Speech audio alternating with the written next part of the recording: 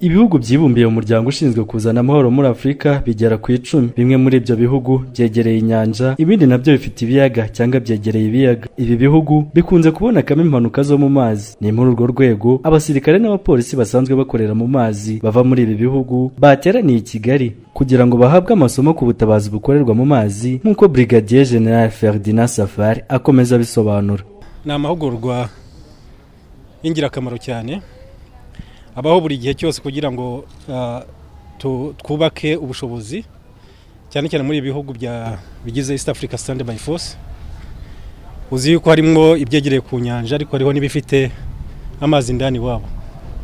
So ibyo bihugu bifite amazi ndani wabo cyangwa se byegereye inyanja hashobora kubaho impanuka mu mazi.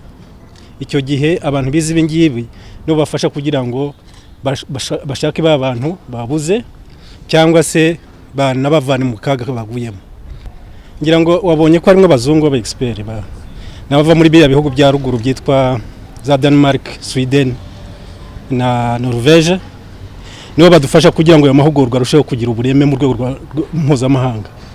Hariho nk'impanuka yigeze kubera mu kiyaga cya Victoria, abantu barapfa abandi barabura. Ubu bushobozi turiho twubaka ubu ngubu bizadufasha kugira ngo tubashe kuba twahangana n'impanuka nk'izo ngizo. Ku kibazo cyo kuba aya masomo yaba agamije kwitegura intambara, Brigadier General Safari aravuga ko nta sano bifitanye, ahubwo umugambi ari uwo kungurana ubumenyi. Cyane cyane iyo ureba ibi ngibi naho ingabo z'igihugu zishobora gufatanya n'igisivili kugira ngo tubashe kurwanya ibiza bitewe cyane cyane n'impanuka zibera mu mazi. Ariko ntabwo ari ibintu birebana n'intambara mu by'ukuri. Ni ibintu by'ubufasha, ubufatanye n'ibintu bijyana n'ibyo byose. Lieutenant Colonel Said uva mu gihugu cya Kenya aravuga ko izi nyigisho zibera mu Rwanda kuko ari kimwe mu bihugu biri mu karere k'ibiyaga bigari nubwo nta nyanja rukoraho. I know that you may ask why are we conducting this in Rwanda and yet there is no ocean.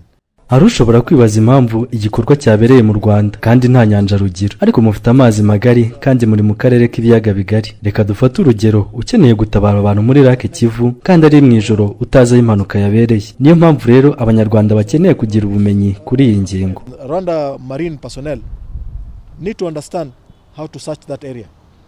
Mu bihugu 10 biri muri uyu muryango habonetse ibihugu 7, naho 3 birimo Uburundi, Ethiopia na Somalia ntibyari byaserukiwe ku mpamvu zitamenyekanye. Ariko kudakurikirana izi nyigisho ngo ntibikuraho ko kimwe muri ibyo bihugu kitatabarwa igihe cyahura n'izi nsanganya zo mu mazi.